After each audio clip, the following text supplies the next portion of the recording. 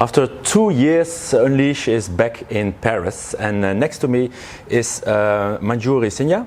Hi Manjuri, you're from OLX Group? Yes. Yes, it's the great name. What's your role? Well, I take care of, or I lead the talent acquisition, employer branding and onboarding for the organization globally. Yeah, this morning you did a panel discussion. How went it? I think it went well. I mean, self-assessment wise, it went well, but we also had great feedback after the session. A couple of folks came up and said the points that were shared were superbly relevant. Also, some of them were practical and they could resonate with what we were talking about. Yeah, for sure. So we explained a little bit what OLX Group does. I didn't know it, and it even has a location in Amsterdam. Yep. So and it's very big. Can you tell something about? Yeah, absolutely. And it's interesting. Of course, we are not in the markets that we don't have a product in. A lot of people don't know about us. But yeah, so we are a trading platform where you can trade reuse goods or goods for reuse. It can be anything from your house to you can sell your house, you can sell your car. Mobile phones, basically all the different markets. We are 20 plus brands, 30 markets in the world, 10,000 plus people and 81 nationalities to summarize. Wow. So yeah, and we definitely, because we are enabling people to reuse items or products, we're definitely helping the planet as well. With the climate change and the carbon footprint that all of us know that we need to be careful about. Yeah, good for the environment. Yeah. So what kind of roles are you hiring for? So different. So it ranges from everything for product data and technology, which is our the knowledge workers. Then we have the retail segment, which is big time for our autos business, for B2B or C2B2C. And this is where we also have the offline population of retail associates. So we kind of bucket it between everything which is product data and tech. You have the offline population, and then you have everything which is non-product data and tech into finance and marketing, etc., etc. Yeah. So in your role as a talent acquisition director, so it's not only talent acquisition, also employer branding? Yes, so it's kind of, I mean, ideally talent acquisition does cover employer branding and onboarding, but in different organizations sometimes these are segregated. But in our organization we kind of kept it all together, because the idea is, as I see it, acquisition of a talent, or it starts from the fact or the instance when somebody thinks about your company or thinks about changing. So that's the beginning, that's the brand recall. And the new hire failure or the early attrition is something that really harms companies.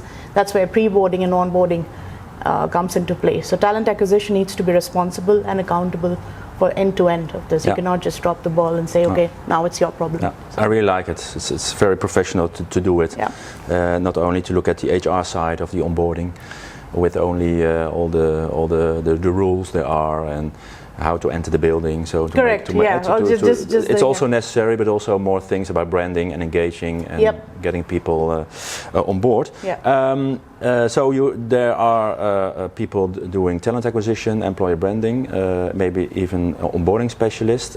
Yes, we have onboarding specialists, and we have different profiles in the team. You definitely have recruiters, end-to-end mostly for the tech side. They source and recruit themselves. Folks, we call them candidate experience specialists, who are taking care of scheduling and actually in touch with our candidates, which is also a high touch point. Plus we have, like you said, onboarding specialists across different regions for different personas which are different. For example, for leadership onboarding, if there's a VP or a director onboarding, it's superbly high touch. So you'll have personal contact, personal scheduling, etc. Whereas in a population which is volume, then we go for automation and take support from automation in those areas. Yeah, and also some specialists for tech or data. Yeah, I mean, this onboarding would be product data and technology. After a point, their onboarding obviously differs, because they are then taken on by the functional onboarding for the organization, for the tech organization, and for everyone else, they cover the first day, then the first week, and then they go into their respective functions. So, And within your talent acquisition team, some people are responsible for the data or recruitment technology. Yes, so we have, the team architecture. There is somebody who's taking care completely of what we call as people effectiveness and operations, and this person also takes care of onboarding. So yes, the data sits with this person. We also have a program manager here that takes care of all our tech TA landscape as well. Yeah. So if you look at the TA landscape, can you applicant tracking system? I assume. Yeah, of course. Yeah. And what kind of tools do you use? So couple of different things that we are using at the moment. Of course, we have a applicant tracking system. We were using Greenhouse earlier. We moved to Lever recently. Initially, it was only restricted to the population for product data and tech hiring. Now we've taken it global, so it's used for all hiring. Then we leverage GoodTime, which is a scheduling tool, which has given us a lot of help. It is an automated machine learning based calendar matching system where you literally need less manual support from the coordinator, so they can support the candidates and really look at experience than just sitting and looking for time on calendars and rescheduling interviews. So GoodTime is another part of this. We used to use Text.io to parse our job descriptions. Nice. For inclusivity. However, now we've moved to Data People. Data People is also a similar tool for augmented writing to look at our job descriptions for inclusivity. On the onboarding side, we are using ServiceNow, where we get help on automation. So tickets are raised, you can just send all the information, the click of a button for pre-boarding, etc., for volume population. So these are the bigger topics. Then we have for experience, that is candidate experience, we use Talent Hub. And all these tools that I'm talking about, they also integrated, of course, with each other.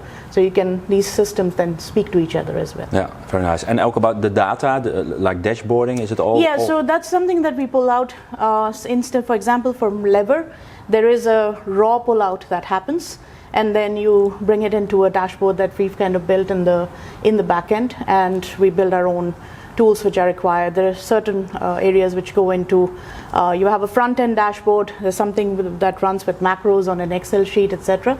But yeah, so that's what we do. We also use, of course, the Lever insights that come out of it. We use LinkedIn Insights for our research and kind of drive it to something called as Market Insights tool inside the organization. Yeah. In the panel discussion, it was about the war for talent. Yeah. How important is using the right tooling, right technology for winning the war for talent?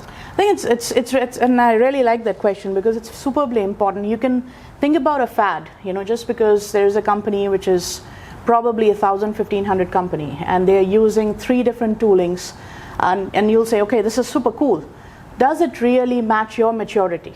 Do you have the basics? If you don't have a basics of a hiring process in lieu, if you are still doing an ad hoc process, you don't keep KPIs, then no kind of tooling will help you. What do you need at what time? What are the problem that you're solving for? For example, I can take the example of GoodTime, which is a scheduling tool. A lot of people reach out and ask about the experience.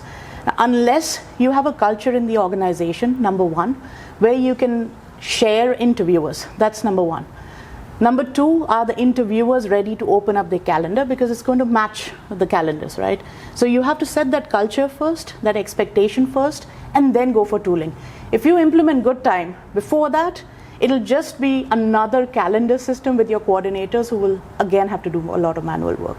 So it's very important to know what problem you're solving and then buy the tech, not just have 16 things in your TA tech and then kind of deal with it and nothing talks to each other. I think it wasn't that long time ago, you were in, I think, an online panel discussion from Unleash also about diversity and inclusion. Yeah. You just mentioned the augmented writing tool you're using. Mm-hmm. Are there other tools you use for hiring unbiased or to work on the diversity? Yeah, I mean, for as I said, so we are looking at diversity in different manners. Number one is the optics itself. The optics are the branding page, the career page that we have. So we ensure that first of all, it represents employees. And this is obviously not driven by any automation. This is selected, etc. That's driven there. The tooling that we are using for sure is around, as I mentioned, looking at ensuring that our job description and the wording there also on our career page is inclusive. So there's no kind of bias and it's rid of all kinds of gender bias, etc. If we talk about some tools which are based on AI for matching, CV matching, no, we don't use that.